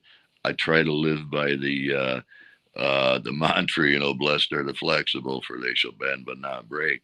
I take that into counseling. I take that into everything I go, and I'm always aware that there's a possibility of change, and I have to be willing to go with the flow. And I try to communicate that to other people, because everything they're going through is really a battle for what's going on in the mind. It's how you can't control circumstances a lot of times, but you can control how you react to those circumstances, and your reaction or your response oftentimes determines the outcome of the struggle you're going through, man. So I'm a firm believer that all these things we go through are a test in our life. And my God, my dad, my loving father, he ain't never going to let me fail a test. He don't keep any record of how many times I took it before I passed it. All he's concerned about is that I passed it. So every time I come into one of those trials myself, I'm going, okay, God, what am I supposed to learn here? I won't get this right the first time. And I try to do that. I try to get other people into that vein too, to understand there's a reason, there's a purpose, and there's a proper way to react to these things. And if you don't allow them to destroy you, they can't destroy you. Keep speaking positive, keep speaking truth, ignore the facts if you have to, and speak truth, man. And just try to get people to look at their circumstance, because perspective is reality. And if your perspective is screwed up, you're going to have a screwed up reality, man. I think, and one of the things I'm going to bring up here, Jessica used to be on the show quite frequently, and she's got her own breakthrough show and things like that. And she also, back in the days when she had COVID, she was working to create this musical evening of giving back. And that show is coming up tomorrow. And this is, I think, also goes along with what we were talking about, in that, she had a lot of physical ailments that could have been used as excuses for not being able to make this thing happen. And yet she worked her way through that. Mm-hmm. It took different path, I'm sure, than the ones that she thought she was going to be able to follow when she started with it. But it is also, something that she had a vision for, to be able to, bring music into people's lives in a way that can help people enjoy at least an evening, if not by bringing in those frequencies into their body to create a different tone of which they're listening to when they're thinking, when they're pursuing things. Oftentimes, if we're in a depressed state and we hear some music that used to really, be something that we would resonate with, that we really enjoyed, it can take us out of that depressed state, or at least bring us out enough to be able to look back and say, hey, why was I doing this when I could be doing this? And that's where music can really come into our lives. And I know I've lost that quite a bit in terms of using music to influence how I feel, or to take me out of a funk and bring me into a more positive perspective. Right. And there are like this, we did some research on this. I forget the number. I think it's like 419. There's a frequency, a natural frequency of the earth. And actually Hitler did some psychological stuff with the frequencies that we hear. It affects our psyche. And there is a natural, I think it's 419 or 418, something like that. That actually affects our being. And most radio, TV, and all of that stuff is not on that right frequency, so it causes turmoil and stuff. But atmosphere that we put ourselves in and allow ourselves to be around influences everything about us. So it's good. It's important to keep a positive atmosphere around you. Good music, good friends, even proper lighting, all of that stuff. It affects our psyche, man. We have to be aware of that stuff because ultimately it's all about what's up in here. Well, yeah, that's absolutely right. And it's those frequencies can be used for good and bad. And I don't even want to get into too much of this Long one there. Travis Scott thing that happened. Mm-hmm. But what was interesting, the other day I had to take a lift. And for those who don't know, that Travis Scott thing is where there were a lot of people died at his concert because he didn't stop the concert when things were going on. But that tour came to Vegas afterwards. He wasn't in it in Vegas. But I was talking to a Lyft driver who was on, working that area that night, and there were people coming out of the concert here without Travis Scott that were passed out, being carried out to his car. And at first he's like, no, I'm not going to take this because I'm not sure if they're kidnapping somebody, Right. what the story is. Right. He was really concerned, but it happened a number of times. And then and this is really cool about this guy. He's like, wow, what he realized is that there are frequencies that are going on in these concerts. Yeah. And there's frequencies affect the body. Frequencies affect water. Our body is mainly water.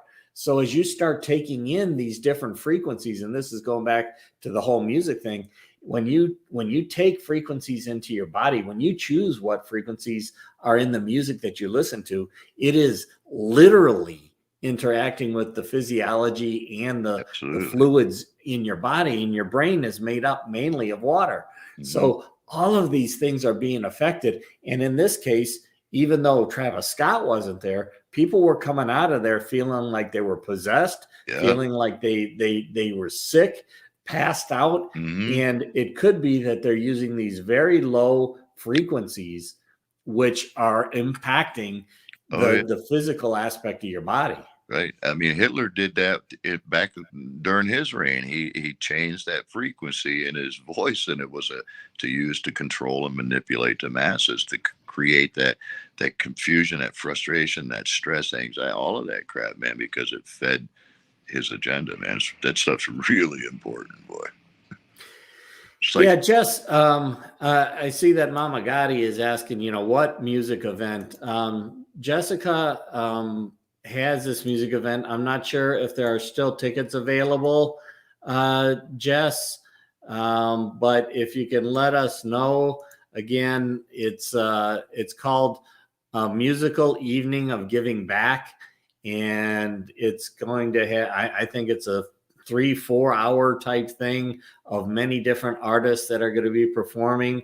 And I think a lot of the proceeds from this are going to a couple of charities. So just, an event that's going to be happening tomorrow.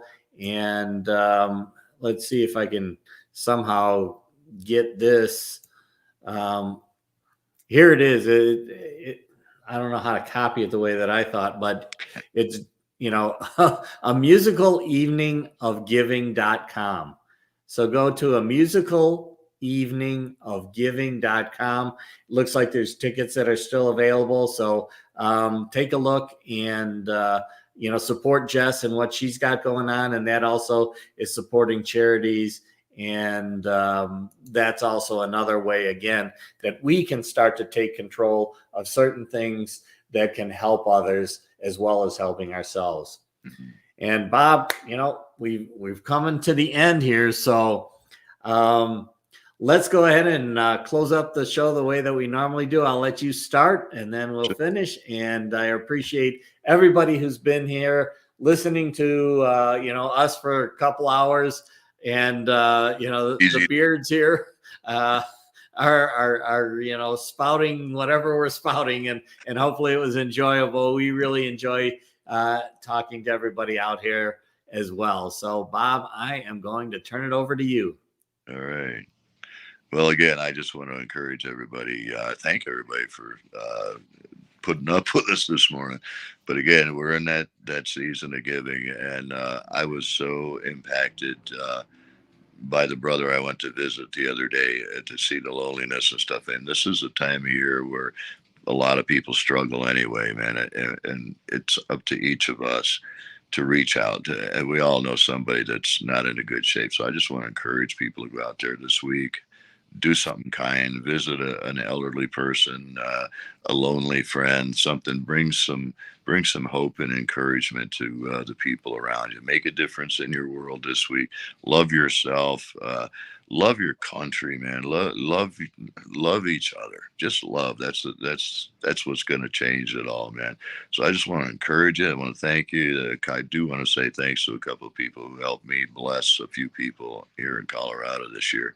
I really appreciate it. Go out there and make a difference in your world this week. You have the power to change the universe. Go out there and use it. God bless. I'll see you guys soon. Yeah, and I think I'm going to just kind of move in the direction that we talked about with Jessica's event tomorrow and so forth, and that is focus on the frequencies that we're bringing into our life, and into the life of others. This is a time of the year that is absolutely amazing for some people and absolutely terrifying for others. And it's all based on the perspective. So sometimes those uplifting Christmas music or Christmas carols that you hear are uplifting to some, and to others, they bring back memories that are more challenging. So recognize that the same frequencies that we might appreciate may not be the ones that others do, but we need to also appreciate the space that they're coming from and recognize that we don't always know. In fact, most of the time we know nothing about the space that they're coming from. So appreciate the fact that we do have these differences. Appreciate the fact that, somebody may respond differently than you would expect to something that you did, or something that you heard together, or something that happened around you. And that's all because we are coming from a different perspective. And these frequencies, although they are the same, it's just like if you have a high and a high, it goes higher. But if you have a high and a low, it goes to medium. And if you have a low and a low, it really drops down deep. So recognize those things are happening in our lives all the time, and appreciate the fact that, each one of us is operating in our own frequency. We can change our frequency. We can use music to change our frequencies. So try to raise your frequency to a higher level, and that level will also be felt by those around you. I hope that's what we were able to do today. Bob and I really appreciate you guys being here. Have an amazing day and a fantastic weekend. Amen. God bless everybody. See you next week. All right, everybody. Take care.